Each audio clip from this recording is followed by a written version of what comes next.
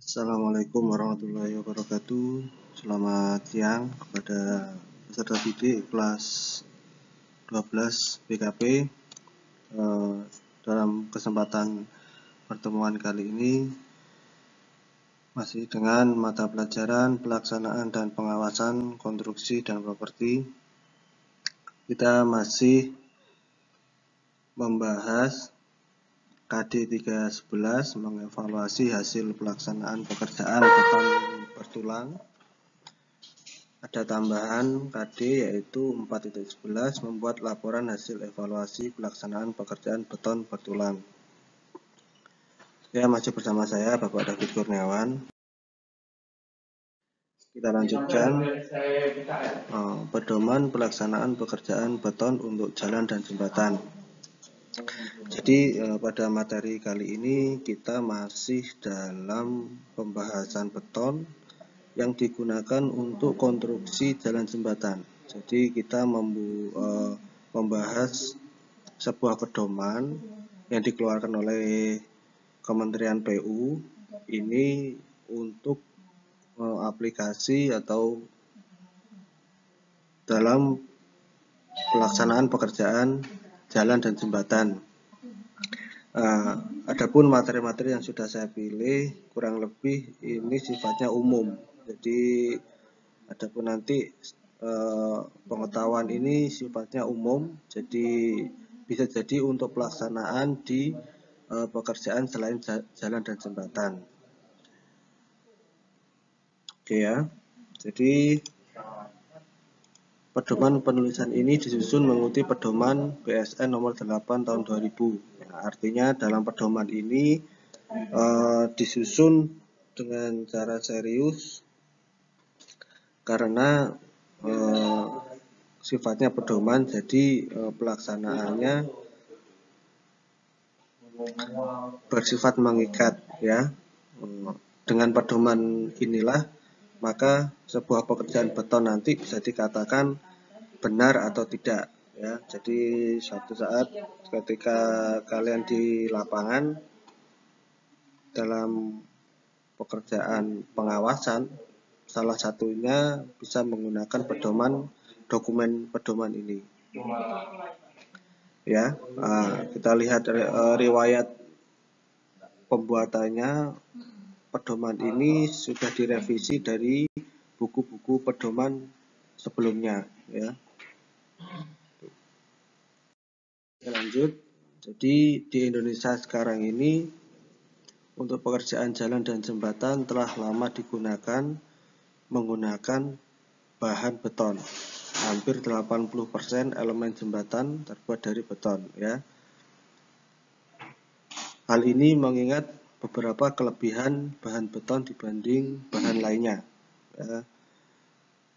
Kita tahu bahwasanya bahan konstruksi itu macamnya sangat bervariasi ya, apalagi dalam pembangunan jalan raya. Nah, selain beton apa? Biasanya kan ada aspal juga ya. Nah, untuk pembahasan kali ini karena kita membahas tentang beton, maka salah satunya yaitu pengaplikasian beton ini untuk jalan dan jembatan. Nah, ini ilustrasinya seperti ini. Kalian kalau pernah naik kendaraan lewat jalan tol, sebagian besar sekarang jalan tol itu dibangun dengan menggunakan bahan beton ya. Nah, pembuatannya seperti ini. Oke, nah pertanyaannya ini kuis buat kalian. Yang pertama ini perhatikan. Jadi sebutkan kelebihan bahan beton dibanding dengan bahan lainnya untuk konstruksi bangunan. Nah, silahkan cari literasi dari buku atau internet ya. Nanti silahkan dicatat apa saja kelebihan beton daripada bahan konstruksi lainnya ya. Mungkin dari segi perawatannya seperti apa, dari segi biayanya seperti apa, kekuatannya ya. Silahkan kalian mencarinya di buku-buku atau di internet, silahkan nanti dicatat di buku kalian. Oke, dalam ruang lingkup pembahasan kali ini cakupan beton yang dimaksud dalam pedoman ini adalah Beton yang dibuat dengan menggunakan semen Portland yang mempunyai berat isi sekitar 22 kN per mm kubik. Ya, ini spesifikasi ruang lingkupnya. Jadi beton yang dibahas dalam pedoman ini spesifikasinya seperti itu, 22 kN ya. Nah, ini agak mendetail. Nah, kita nggak usah terlalu membahas ini, tidak terlalu berhubungan ya. Jadi ini untuk gambaran saja bahwasanya beton yang kita gunakan dalam pedoman ini seperti ini. Karena saya yakin kalian masih banyak bingung dengan istilah-istilah baru di sini ya. Apalagi harusnya idealnya kalau membahas seperti ini kita sudah pernah masuk lab ya, masuk lab beton. Nah, sehingga kalian tahu ini maksudnya 2200 kg per meter kubik maksudnya seperti apa ya. Ya, ini secara gambaran aja supaya kalian tahu ya. Jadi beton itu mempunyai kekuatan ya. Kekuatan itu menjadikan beton itu dibagi dari beberapa mutu atau kriteria. Ya, ada K125, K800 dan sebagainya ya. Nah, ini sebagai wawasan aja. Kita masuk ke istilah dan definisi adukan ya. Dalam sebuah pembuatan beton pastinya kata adukan ini tidak asing lagi ya. Adukan itu apa? Adukan yaitu campuran antara agregat halus, semen Portland atau jenis semen hidrolik yang lain dan air. Oke. Kemudian agregat. Nah, agregat itu apa? Yaitu material granular, misalnya pasir, kerikil, batu pecah, dan karak tungku pijat dan lain-lain. Jadi dalam sebuah kamus teknik atau bahasa kalian sebagai anak bangunan ya, anak konstruksi, biasanya kalau menyebut kerikil, pasir itu memakai kata agregat. Nah, di sini agregat juga dibedakan ya, agregat halus, agregat kasar. Dibedakannya dari mananya? Nah, ini dari ukurannya ini. Nah, gimana cara pengaplikasiannya di lapangan? Nah, biasanya kalian kalau di di sebuah pabrik ya, pabrik agregat yang memproduksi kerikil itu di sana sudah ada takarannya ya. Jadi sudah ada saringannya sehingga kalian kalau beli di pabrik atau di industri kayak gitu sudah tentu ukuran kerikil yang dibeli itu sesuai dengan ukuran butirnya. Nah, beda lagi kalau kalian membuat betonnya itu secara manual. Nah, pastinya kan kerikil, koral itu kan ukurannya nggak teratur ya, jadi asal masuk aja. Sehingga wajar kalau kualitas atau mutu dari beton manual itu tidak sama kuatnya dengan beton yang dicetak secara pabrik itu. Oke, kemudian beton. Beton itu pengertiannya campuran antara semen, agregat halus, agregat kasar, dan air ya kan. Jadi agregat halus itu pasir, agregat kasar itu bahasa sederhana ya koral lah ya, koral. Nah, ukurannya seperti ini. Kemudian beton bertulang. Beton bertulang itu apa? Beton bertulang yaitu beton yang diberi baja tulangan. Ya, kalau beton itu ya cuma beton saja. Jadi adukan semen, pasir, koral, air ya. Tapi kalau beton bertulang itu ditambahi dengan tulangan atau besi. Ya. Tadi gambar di atas tadi ada ya contohnya. Kemudian beton normal, beton yang mempunyai berat isi 2200 sampai 2500 kg per kubik.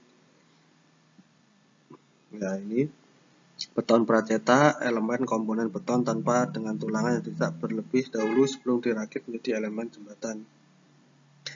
Nah, ini ada istilah beton pracetak, ini biasanya juga disebut beton precast ya. Jadi nanti kalau kalian siapa tahu ada kesempatan kerja atau magang di suatu proyek besar, maka kalau ada kata-kata beton pracetak atau beton precast itu kalian sudah nggak asing lagi ya. Nanti setelah ini saya kasih gambarannya. Beton pracetak itu seperti apa. Beton prategang, beton bertulang diberi tegangan dalam untuk mengurangi tegangan tarik potensial dalam beton akibat beban kerja. Nah, ada lagi beton prategang, ya. Beton prategang itu biasanya digunakan untuk jembatan yang panjang-panjang gitu ya. Nah, kalian nanti kalau ada orang bangun tol atau jembatan besar, ada beton yang panjang gelagarnya itu ya, kan perhatikan pasti itu bentuknya nggak lurus tuh. Dia agak melengkung. Kenapa seperti itu? Nah, itu yang disebut beton prategang. Sebelum beton itu mau menerima beban, maka dibuat lengkung. Nah, nanti kalau beton itu sudah memikul beban, maka bentuknya akan menjadi lurus.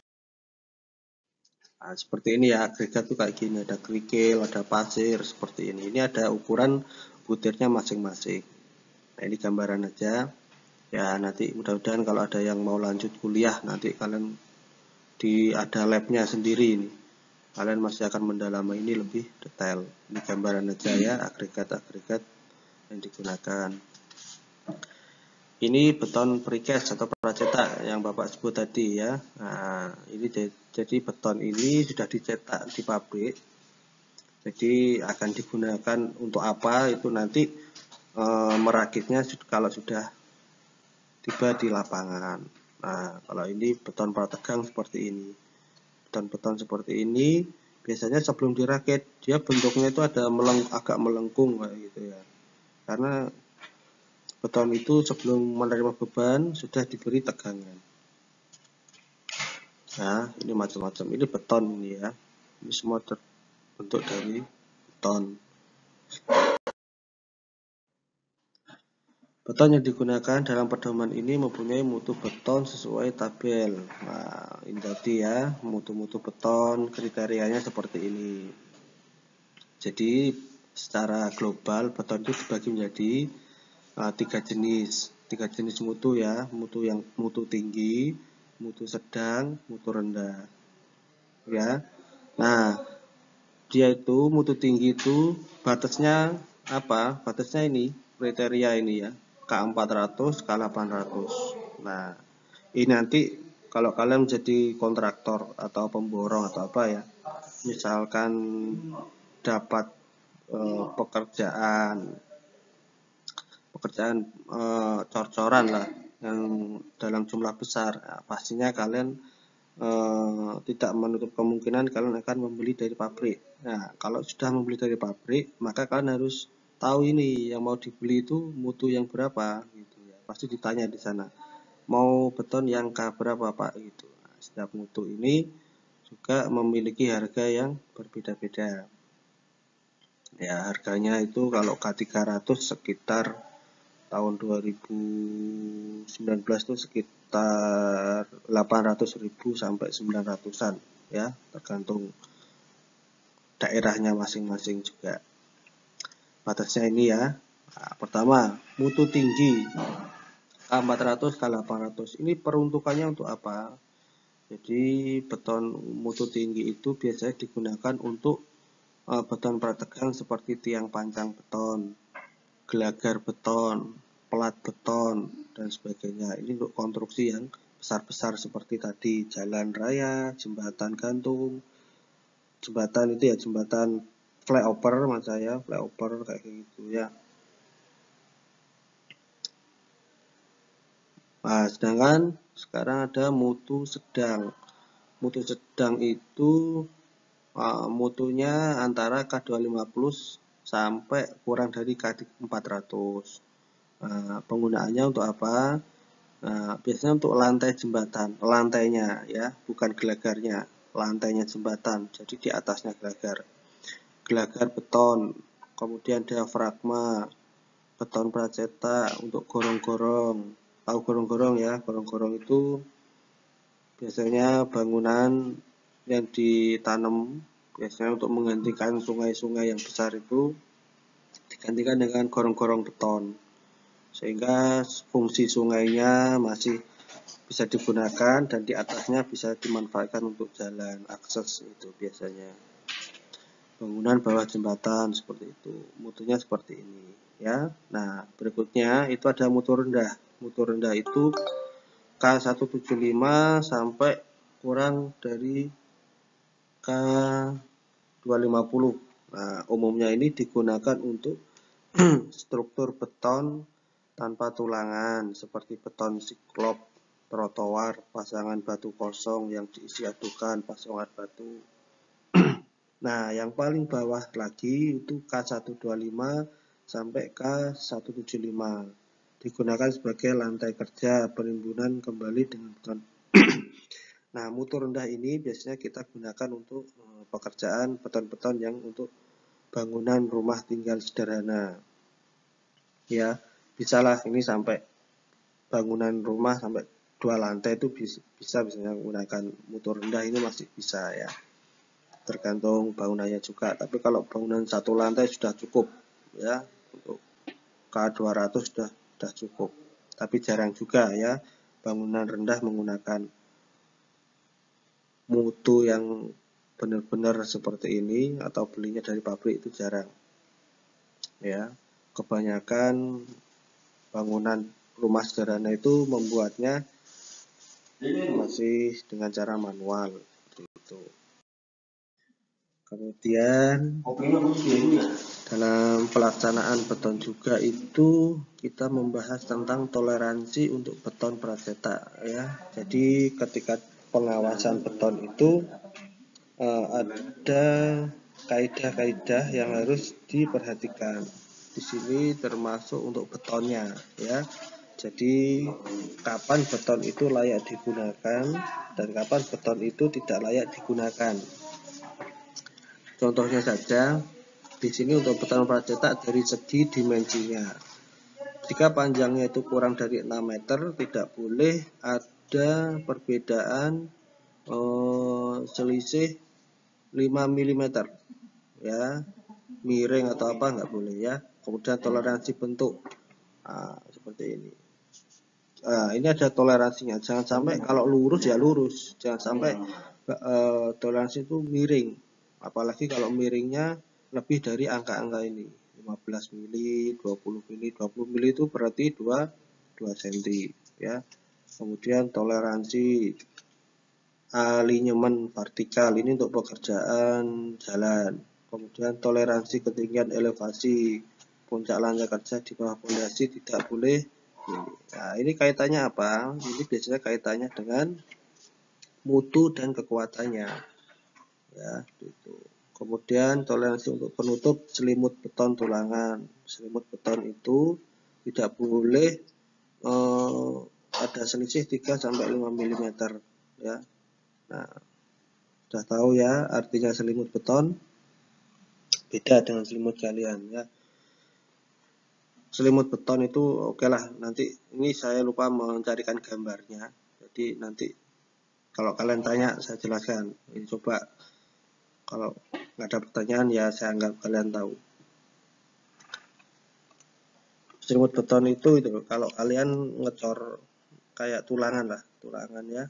Oh ini saya gambarkan lah, ini saya gambarkan ya. Nah, misalkan di sini ada kolom, ya kan? Kolom itu di sini kan ada tulangan, ya. Tulangannya ini anggap aja 4, ya kan? 4. Terus bagel, kalian tahu bagel kan? Nah, itu kan tulangan ini diikat dengan bagel ya toh. Nah, ya. Ini bagel, ini tulangan, ini betonnya. Nah, yang dimaksud selimut itu ini. Nah, dimaksud selimut itu ini. Nah, jarak antara tepi dengan tulangan. Nah, ini jaraknya berapa? Ya. Nah, jaraknya ini loh. Ini jaraknya ini. Atau jaraknya ini selimut. Ya. Itu ya. Ya, ini selimut. Jarak antara tulangan dan tepi beton ini selimut. Oke ya, paham ya?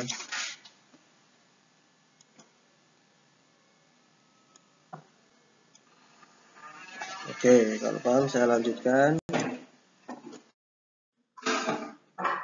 Nah, ini kesiapan kerja ya. Jadi semua bahan yang akan digunakan dilengkapi dengan data pengujian bahan dari laboratorium. Nah, pastikan dalam perencanaan membuat beton itu datanya harus benar-benar digunakan dari lab, tidak boleh asal-asalan. Biasanya itu yang terjadi di lapangan, karena biaya lab itu mahal, akhirnya dia memakai apa? Data yang dari bangunan yang lainnya. Kemudian rancangan campuran untuk masing-masing mutu beton digunakan dipersiapkan 30 hari. Pengujian kuat tekan beton dilaksanakan pada umur 3, 7, 14, 28. Ya, ini sesuai dengan SNI. Supaya apa? Supaya ini tahu perbedaannya. Jadi beton umur 3, umur 7 hari, 14 hari itu mutunya seperti apa? Apakah jadi beda apa sama? Harusnya kan berbeda idealnya. Kalau sama itu perlu dimasukkan dalam sebuah temuan. Nah, kemudian seluruh perancangan yang akan digunakan disertai gambar. Nah, jangan lupa dalam melaksanakan konstruksi beton itu harus ada perencanaan gambarnya yang sudah disetujui oleh tenaga teknis ya. Kemudian rencana pelaksanaan pencampuran setiap jenis beton telah dipersiapkan minimal 24 jam. Nah, ini tentang persiapannya. Nah, sekarang yang terakhir, kita sudah terlalu banyak membahas beton dari kemarin. Saya memberikan kuis yang kedua ini harapannya supaya saya memastikan kalian benar-benar memahami aplikasi beton yang ada di rumah kalian. Nah, sebenarnya ada kuis ketiga, cuma saya cukupkan sampai sini saja dulu. Saya tujuannya memastikan kalian sudah paham benar-benar beton yang ada di rumah kalian, ya, pengaplikasiannya di mana saja sih, gitu ya, supaya nanti kalau kuis kedua ini kalian sudah paham, berarti saya siap memberikan kuis ketiga, ya. Jadi nanti kuis ketiga ini kalian akan saya beri tugas untuk merencanakan struktur beton untuk bangunan sederhana. Jadi kalau ada bangunan rumah sederhana itu posisi kolomnya, baloknya di mana, nanti ada di kuis ketiga. Kuis kedua ini cukup kalian silahkan mencari data ya. Silahkan mencari dokumentasi, kalian foto dari nomor 1 sampai 7 ini, kalian cari gambarnya itu seperti apa. Nah ya, supaya saya memastikan kalian tahu apa yang dimaksud pondasi, stros, footplat itu seperti apa. Nah, kalian foto ya. Kalau nggak ada di sekitar kalian ya cari di internet nggak apa-apa. Tetapi untuk yang ada di rumah kalian, kalau bisa difoto rumahnya sendiri ya. Nanti saya lihat tugasnya, kalau banyak yang sama berarti dari internet semua nanti ya. Ketahuan nanti. Untuk stros dan footpad bolehlah, karena posisinya di bawah ditanam ya. Kalian ambil dari internet nggak apa-apa. Slope juga nggak apa-apa. Tapi untuk kolom dan balok ini saya rasa di beberapa rumah kalian masih bisa diperlihatkan ya. Kalau rumahnya sudah plesteran, sudah ya nggak apa-apa. Kalian tunjukkan aja posisinya di sini ya, itu nggak apa-apa ya. Ada pondasi, stros, footplat, itu cari fotonya seperti apa. Slope itu posisinya di mana kalau di rumah kalian itu ya. Kolom itu bentuknya seperti apa. Nah, ini kalau ada tulisan kayak gini berarti kalian menyebutkannya dua ya. Kolom praktis itu seperti apa, kolom struktur seperti apa, ada bedanya. Ya, balok struktur, balok gantung, balok ring, balok latte. Nah, macamnya banyak ini, kalian harus tahu. Jangan sampai saya nanti membahas panjang lebar, kalian belum tahu bentuknya balok-balok beton itu seperti apa ya. Kemudian kuda-kuda kap. dari beton. Dari apa? Plat dak beton. Itu bentuknya seperti apa, posisinya di mana. Beton rabat. Nah, itu seperti apa bentuknya. Nah, itu nggak perlu kalian tulis, kalian cukup foto aja. Ini loh. Nah, terus dalam foto itu kalian edit, kasih tanda panah ini yang disebut kolom praktis itu ini. Nah, kayak gitu ya. Saya rasa itu mudah, tidak terlalu berat. Silahkan dikerjakan dengan baik. Boleh diskusi dengan teman kalian. Kalau memang dikerjakan secara berkelompok, nanti kalian bisa pemberitahuan ke saya ya. Itu aja materi hari ini.